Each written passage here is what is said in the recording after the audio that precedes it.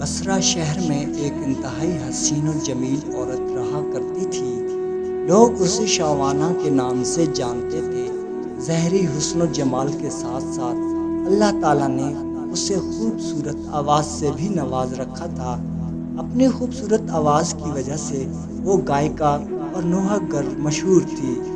بصرہ شہر میں خوشی اور غمی کی کوئی مجلس اس کے بغیر مکمل تصور نہیں کی جاتی تھی۔ یہی وجہ تھی کہ اس کے پاس بہت سا مال و دولت جمع ہو گیا تھا۔ بصرہ شہر میں فسق و فجور کے حوالے سے اس کی مثال دی جاتی تھی۔ اس کا رہن سہن امیرانہ تھا۔ وہ بیش قیمت لباس زیب تن کرتی اور گراں بہا زیورات سے بنی سنوری رہتی تھی۔ ایک دن وہ اپنے رومی اور ترکی کنیزوں کے ساتھ کہیں جا رہی تھی۔ راستے میں اس کا گزر حضرت صالح العمری رحمۃ اللہ علیہ کے گھر سے ہوا۔ حضرت صالح العمری رحمۃ اللہ علیہ اللہ کے برگزیدہ بندوں میں تھے۔ آپ متدین، عالم دین اور زاہد و عابد تھے۔ آپ اپنے گھر کے لوگوں کو واعظ و ارشاد فرما رہے تھے۔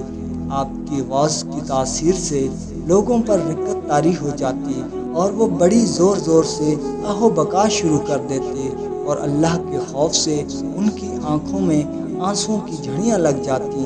جب شاوانہ نامی وہ عورت وہاں سے گزرنے لگی تو اس نے اس گھر سے آہ و فغاں کی آوازیں سنی۔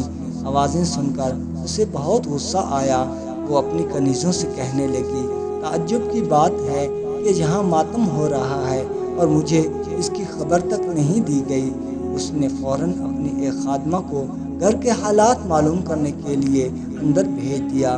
وہ لونڈی اندر گئی اور اندر کے حالات دیکھ کر اس پر خوف خدا طاری ہو گیا اور وہیں بیٹھ گئی، واپس نہ آئی۔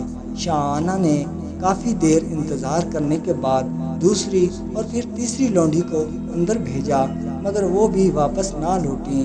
پھر اس نے چوتھی خادمہ کو اندر بھیجا جو تھوڑی دیر بعد واپس لوٹ آئی اور اس سے بتایا کہ گھر میں کسی کے مرنے پر ماتم نہیں ہو رہا بلکہ اپنے گناہوں پر ماتم ہو رہا ہے۔ لوگ اپنے گناہوں کی وجہ سے اللہ کے خوف سے رو رہے ہیں۔ شاوانہ نے یہ سنا تو ہنس دی اور ان کا مذاق اڑانے کی نیت سے گھر میں داخل ہو گئی۔ قدرت الہیہ کو کچھ اور ہی منظور تھا، لہٰذا جو ہی وہ اندر داخل ہوئی اللہ تعالیٰ نے اس کے دل کو بدل دیا اور اس پر اپنی رحمت بھری نظر ڈالی۔ لہٰذا جب اس نے حضرت صالح العمری رحمۃ اللہ علیہ کو دیکھا تو دل میں کہنے لگی، میری تو ساری عمر ہی ضائع ہو گئی، میں نے بدکاری میں انمول زندگی عقارت کر دی، اب اللہ تعالیٰ کے غضب سے کیسے بچ پاؤں گی؟ اگرچہ وہ بڑا حلیم ہے مگر وہ حیا والا بھی تو ہے، وہ میرے گناہوں سے کیسے درگزر فرمائے گا؟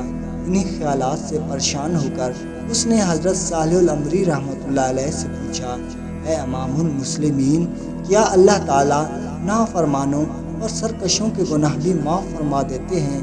آپ نے فرمایا، ہاں، یہ واعظ و نصیحت اور وعدے و وعیدیں سب انہی کے لیے تو ہیں تاکہ وہ سیدھے راستے پر آ جائیں۔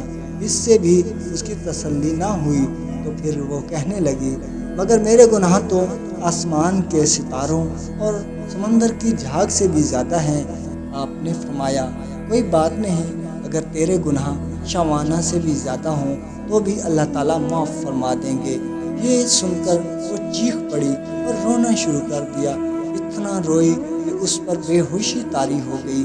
تھوڑی دیر کے بعد جب اس سے ہوش آیا تو کہنے لگی، یا حضرت، میں ہی شاوانہ ہوں جس کے گناہوں کی مثالیں دی جاتی ہیں۔ پھر اس نے اپنا قیمتی لباس اور گراں قدر زیورات اتار دیے اور پرانا سا لباس پہن لیا۔ اس نے گناہوں سے کمایا ہوا سارا مال صدقہ کر دیا اور اپنے گھر میں مقید ہو کر بیٹھ گئی۔ ساتھ ہی اس نے اپنے تمام غلام اور خادمائیں بھی آزاد کر دیں۔ اس کے بعد وہ شب و روز خدا تعالیٰ کی عبادت میں مصروف رہتی اور اپنے گناہوں پر روتی رہتی اور ان کی معافی مانگتی رہتی، رو رو کر رب کی بارگاہ میں التجائیں کرتی اے توبہ کرنے والوں کو چاہنے والے اور گناہ گاروں کو معاف کرنے والے، مجھ پر رحم فرما، میں کمزور ہوں، تیرے عذاب کی سختیوں کو برداشت نہیں کر سکتی، تو مجھے اپنے عذاب سے بچا لے اور مجھے اپنی زیارت سے مشرف فرما۔ کہا جاتا ہے کہ پھر اس نے اسی حالت میں 40 سال کی زندگی بسر کی اور اللہ کو پیاری ہو گئی۔ اللہ تعالیٰ اس کے حال پر رحم فرمائے، آمین۔ ناظرین، اگر ہماری ویڈیو اچھی لگے تو ہمارے چینل کو سبسکرائب کیجیے اور ویڈیو کو لائک کیجیے۔ اللہ نگہبان۔